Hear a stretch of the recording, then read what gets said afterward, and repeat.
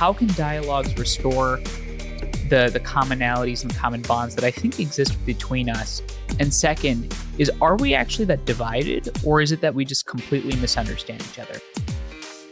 My name is Linda Laurel, and I'm asking you to have the courage to listen with an open mind to all of our voices, because our voices matter. Hey everybody, it's Linda Laurel, and this is Our Voices Matter. Thank you so much for joining us for this episode, which I'm extremely excited to bring to you because we are having another conversation with one of my favorite guests ever. His name is Manu Meel. He is the CEO of an incredible organization called BridgeUSA. Manu and I first had our conversation on Our Voices Matter a little over a year or so ago. And I knew then that I was going to have him back because he's doing on the ground active work trying to bring our country together. He's in his mid-20s. He is a dynamo. He is forward thinking. He is visionary. He is empathetic. He's a leader. And he's someone that you are no doubt going to be hearing a lot from over the next many years. Here's my new conversation now with Manu Meel. Manu, welcome back to Our Voices Matter. It's been too long, and I'm so excited that you said yes again. Linda, grateful to be here. Thank you again for having me. I appreciate you and all the work you do. Oh, likewise, my friend. Okay, so we first talked on the podcast March of last year, 2020. So it's a little over a year, almost a year and a half. And there was a lot going on. You were about to go on a road trip that was called Let's Fucking Talk to Each Other. So, okay, what happened? I want to know how the road trip went, where you went, and what you learned. That is such a throwback. So March of 2022, today is May of 23. It's crazy how time flies. Yeah. I'm starting to now, as a younger person, speak in years.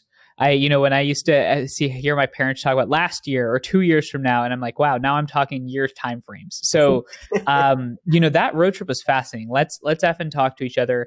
We went to 10 different college campuses through our organization, BridgeUSA, where we have college chapters across the country. So we drove from Minneapolis to Washington, D.C. with a couple of my best friends and some co-founders of Bridge. And the objective of the trip, Linda, was to go around the country, ask young people, like, what do you think? What drives you? Why can't we have these conversations? And I left that trip with a lot of our key assumptions reinforced.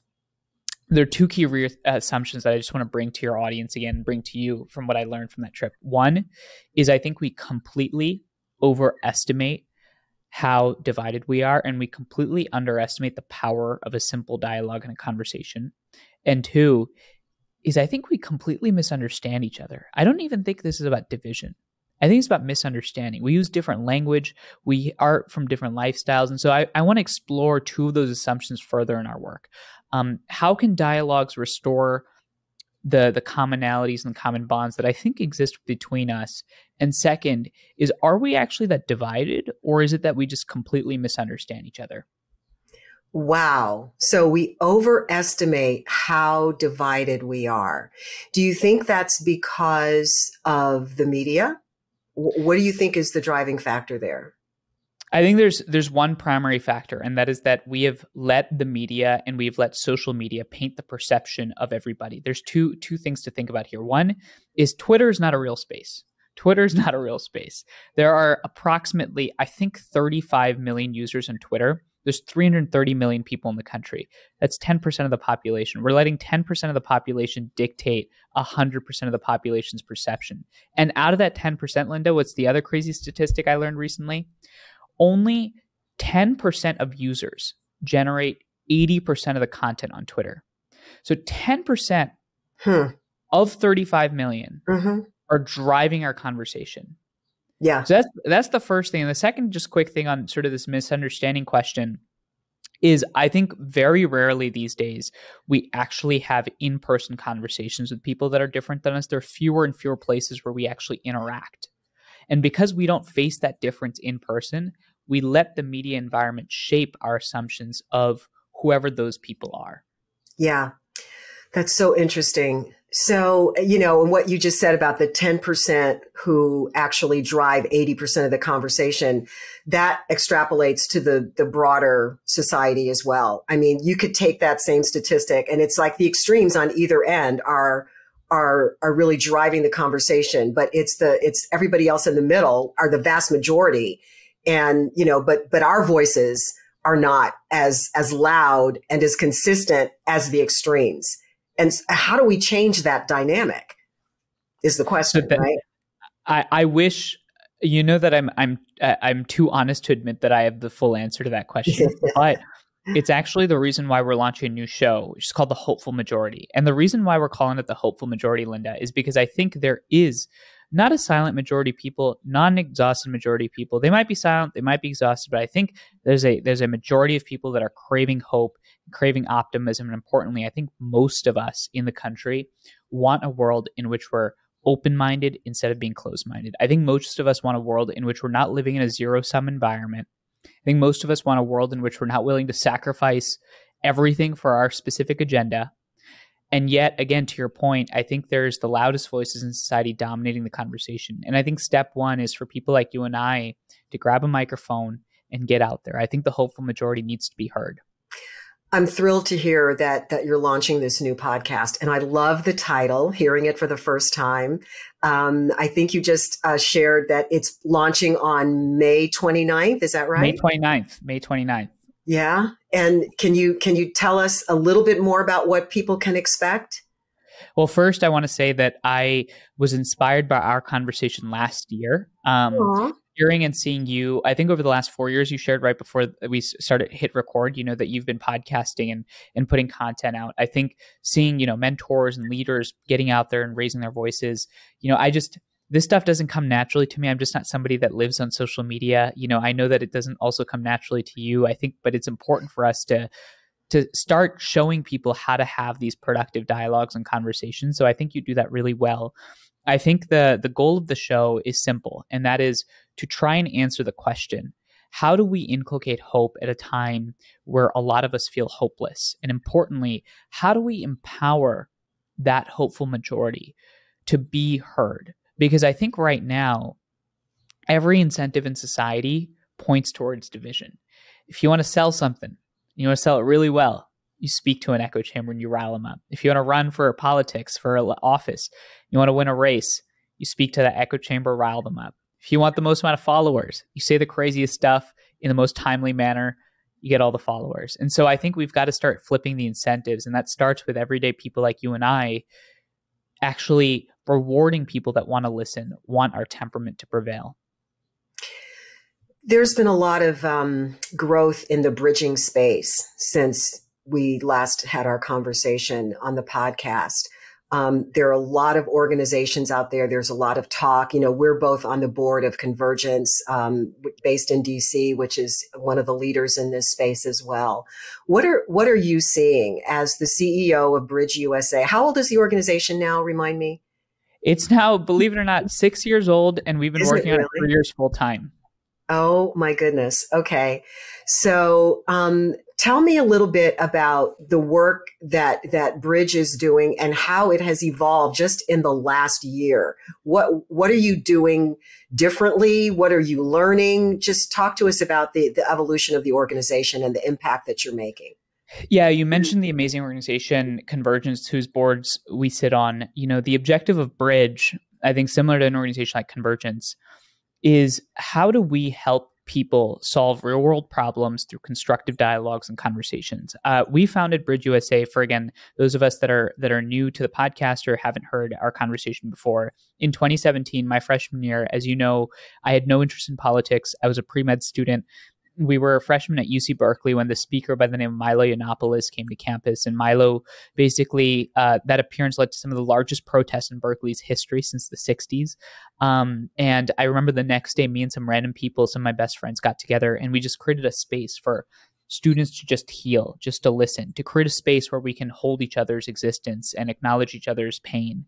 And that space turned into this thing called Bridge Berkeley. And then we kept hosting that space and turned into this organization called BridgeUSA. And we have college and high school chapters across the country. And we're basically doing two things. One is to empower young people to feel like if they want to make a difference in this world, they don't have to adopt that zero-sum mindset that dominates our politics today, that they can actually build coalitions across difference and listen to each other. If you really want to capitalize on the value of diversity, you got to be okay with diverse viewpoints. And secondly, it's to build a movement of students and young people to support this broader space of bridging, organizations like Convergence, to show people that that hopeful majority exists.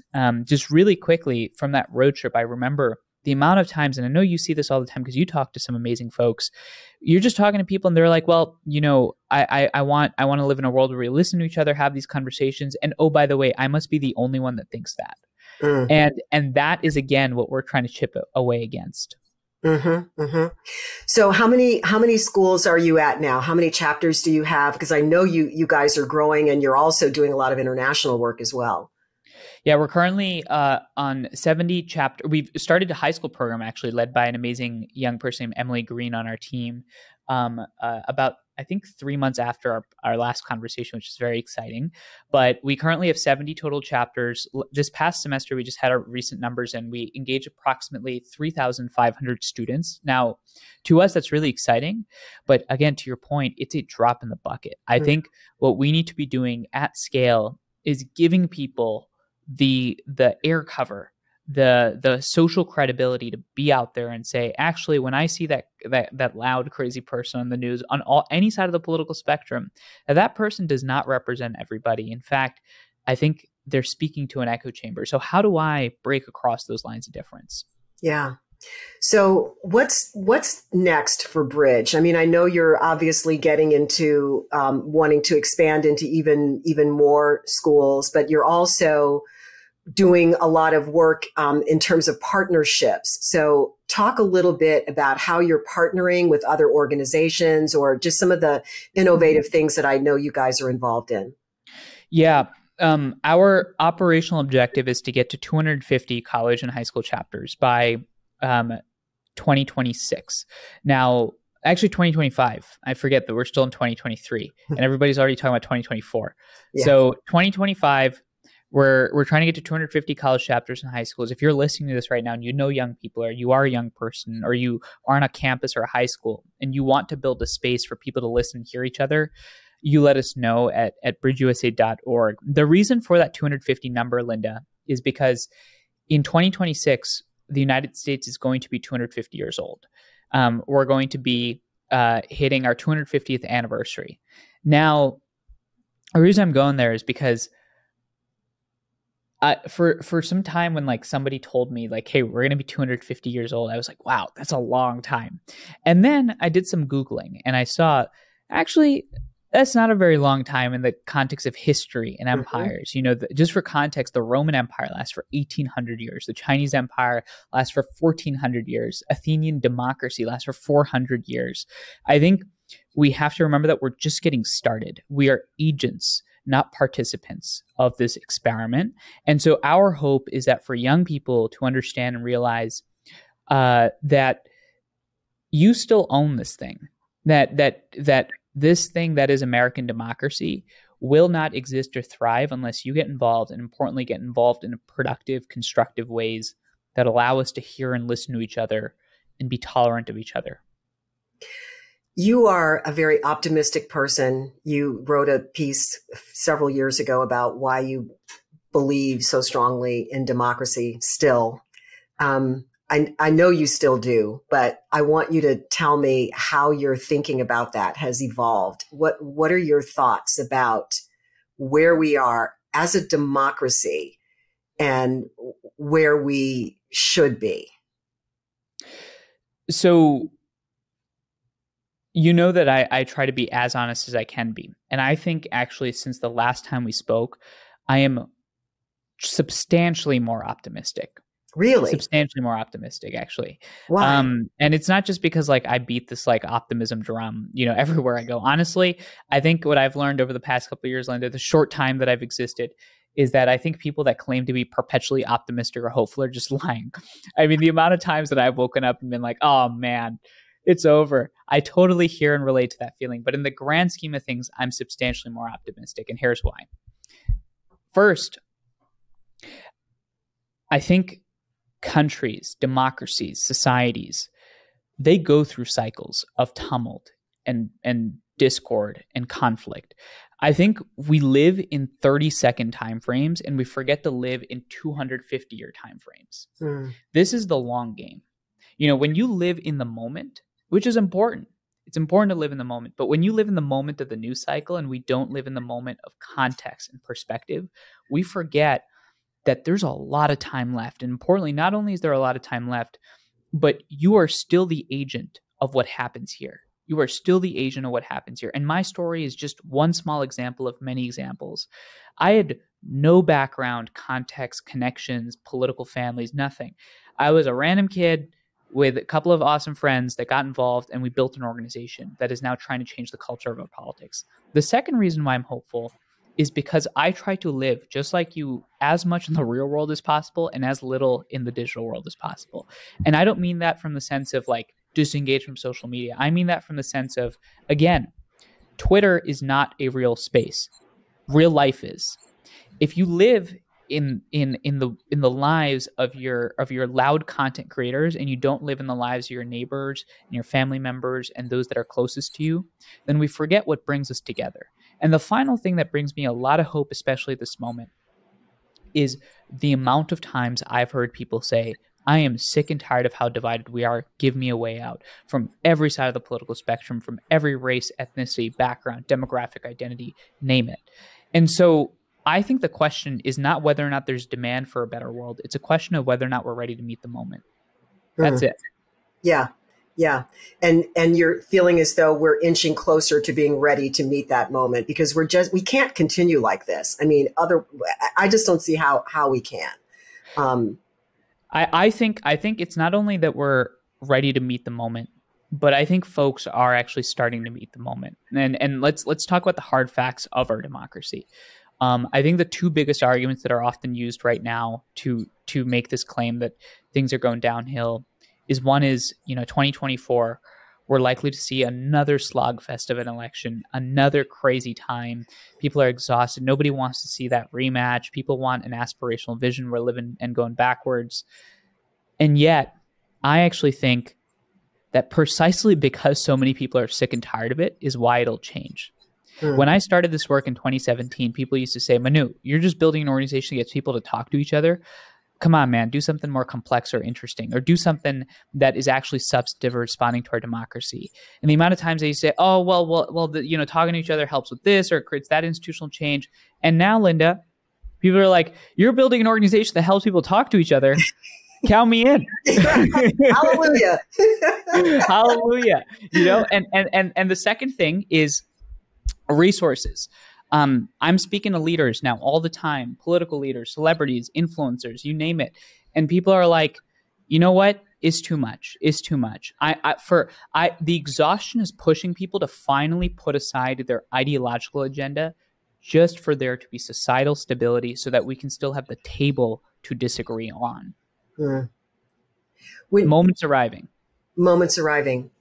So during your travels, whether it be on a college campus, a high school campus, whatever, how do you handle it when somebody is having a difficult time under, really bridging that divide? Can you give me an example of something where it was difficult for this person to sit at the table and listen to their polar opposite and engage in a way that was going to be constructive? Give us an example of something like that, and then how you were able to work them through that situation. It's a great question because it actually happens all the time. There are so many instances where this stuff is challenging and difficult. And I think the two things that people need to remember are, first, not every conversation is going to go great. There's 8 billion of us. You're bound to run into somebody that you disagree with. And believe it or not, you're hearing this from the conversation guy. Some conversations are just not worth having. But importantly, we shouldn't be leading with that attitude, right? Right now, we lead with the attitude, no conversation is worth happening, only my side is right. What I'm saying is put that in reverse. The second thing is to remember that I think oftentimes in these conversations, our objective is not to change people's minds. I think our objective is to understand why the person believes what they believe. If that is our key performance indicator for a conversation, if that's the outcome we're shooting for, then what it does is it creates the space for you to live in disagreement, and importantly, for you to actually begin to change their mind, because you get to understand the stories, the experiences, the humanity that brings them together. Great example of this. I actually want to give you a more recent example, because there's a lot of moments like this. Oh, at our summit, we had our summit, National Student Summit, Linda, 2023, February, a couple months ago in Orlando, where we brought together students from across the country. We moderated a discussion. The topic was America is the greatest country in the world. And conversation was about yes or no on that resolution. Do you agree with that or do you disagree with that? And we have students that have incredibly passionate standpoints. So one student gets up, start talking about why they think America is not only the greatest country in the world, but a symbol for hope and optimism. It's a beacon on the hill. It's a reason why their families are where they are today. And this was a Caucasian student talking about their life experience. Right after that, a couple moments go by, a student stands up and talks about how that person's perspective was ignorant, and it completely underestimated the power of the institutions that have propped up this country, the historical legacy of slavery and institutional racism, and the complications around injustice. Now, this conversation can go in two ways. One is it goes the way that every conversation today seems to be going, which is you're evil, screw you, you must not have anything that you understand, you hate me, you're terrible, I'm not going to talk to you. Or alternatively, okay, you know what, you believe this. Why? Why do you believe that? Let's ask some follow-up questions. We dig deeper. We get into the heart of this conversation, this disagreement. And what those both realized, and actually it was a group setting, fascinating. People realized that they both were actually operating from a point of common fear. The student that was for that resolution was operating from this fear that their family had immigrated to the US, that there was no other place where they could live, where they could prosper and pursue their dreams. And this other student was operating from this fear that the institutions that are in the society are constantly pushing against them. They feel like they're being choked and they feel like they're being held back. While those points of fear originate differently, the feeling is the same. And so what that feeling did was it created a groundwork for empathy. And I thought that was really powerful. Extremely powerful. Extremely powerful. And this story illustrates and reminds me of part of the conversation that we had in our first interview a year ago. And you talked about how your upbringing, and so I'm going to just urge everybody, I'm not going to go into the whole backstory, but you just need to go back and watch that first interview, because Manu talks about how he grew up. And the things that he learned from that. And one of the things that you learned, you said, is that you are not more important than anybody else. And that when we all look at ourselves that way, our story is no more important than anybody else's story. And that when you come at it from that perspective, it allows you to hold space for the other person's experience, whatever it is. And then to your point that you just made in this example that you shared, you see that there's a difference of opinion here, but then you ask the question, why? Where is that coming from? And the stories can help us unravel that. And I'm not at all surprised to hear you say that both of those stories in the example you just shared were coming from a place of fear, because that's where most of it is coming from, in my opinion. It's fear of the unknown. It's fear of losing whatever you consider to be mine, that zero sum mentality. I can't have what I want because if you get what you want, it'll be at my expense. All of that stuff is intertwined. So thank you for sharing that example, as it says quite a lot. Well, I mean, I just in that story, and I was telling you this in the pre-recording, that for anybody that's listening, Linda asked really insightful questions about how I grew up, which was I moved, I was born in New Jersey. I moved to India for some time, came back here, moved around all the time. And to your point, that conversation actually helped me better understand my why. And I want to thank you for that, because I think too often in society, I think a lot of people are just lacking purpose. They're just lacking an answer to that why. And that why can be anything. It can be family, it can be your kids. It can manifest in a lot of different ways. Just really quickly, I was pulling up something on my phone. I have this note that just says stories, and these are just as I travel the road, just different stories of people I come across. Right, left, blue, green, doesn't matter where they stand on the political spectrum.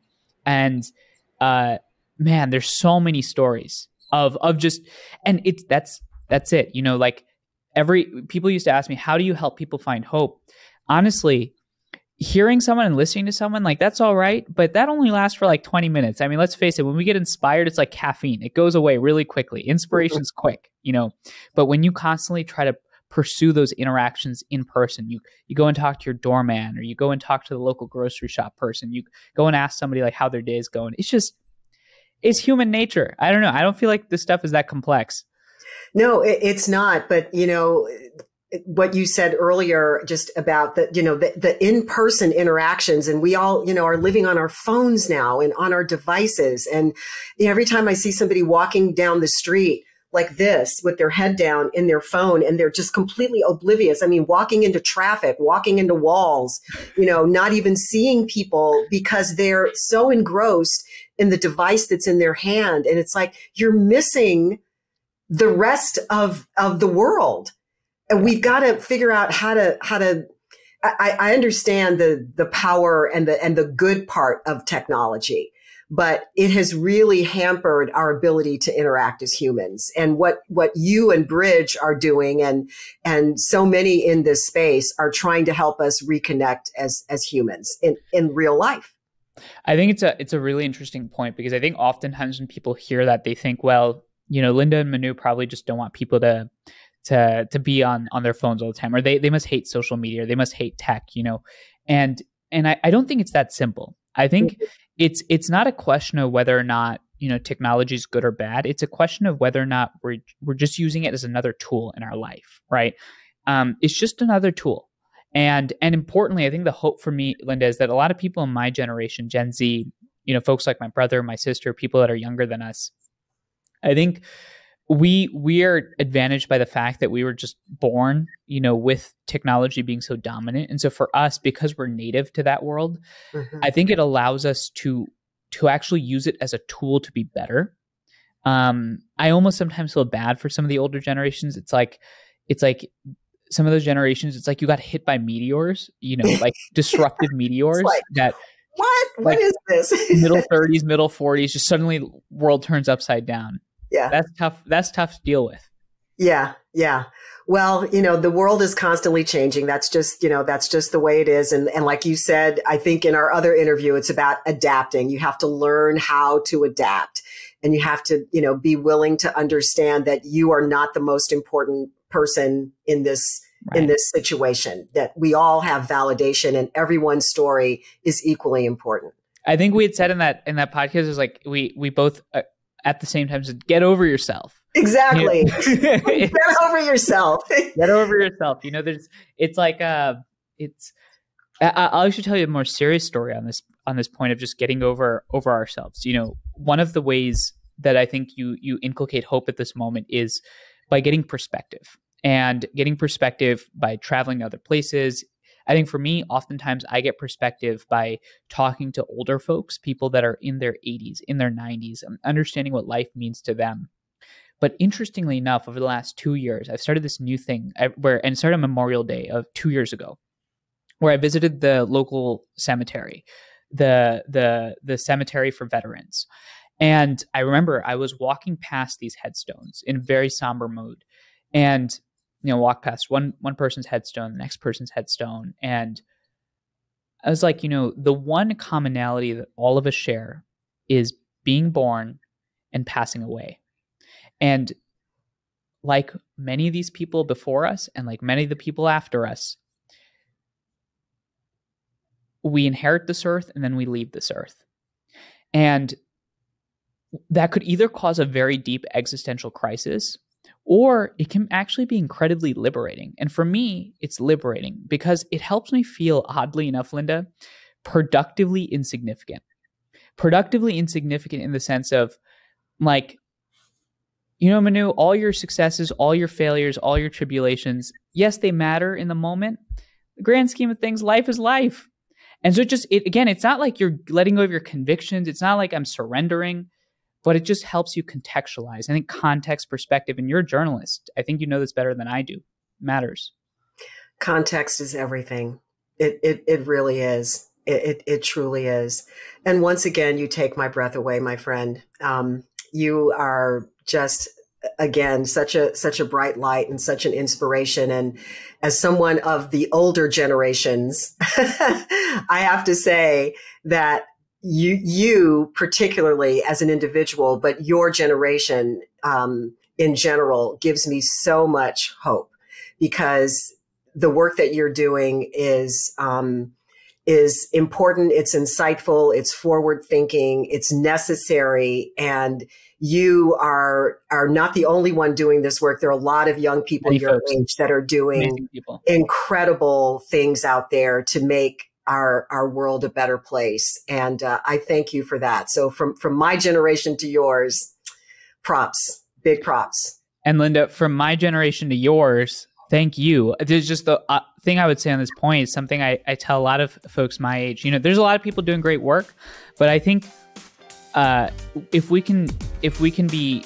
humble and learn from older generations, if we can take the wisdom and combine the wisdom of older generations and the energy and curiosity of younger generations, I think it can have a profoundly useful impact. Profoundly. Could not agree with you more. And that's why I love having an opportunity to be your friend and to work with you. And let's just keep the dialogue going and see what we can accomplish together. Thank you so much, Linda. I appreciate you. BridgeUSA, Hopeful Majority, Convergence, all the amazing organizations. Our voices matter. If you're listening, get involved, get active. All right. Thanks so much, Manu. Thank you, Linda. I think it's safe to say that Manu's new podcast, The Hopeful Majority, is going to be on my must-watch list. Cannot wait for it to launch. May 29th is the date. We, of course, will link to that and all of the incredible work that Manu and BridgeUSA are doing to help make our country better. Sounds so simple. All we got to do is talk to each other, people. Talk, listen, try to understand. Okay, that's it. Thanks so much for tuning in to another episode of Our Voices Matter. We'll see you next time.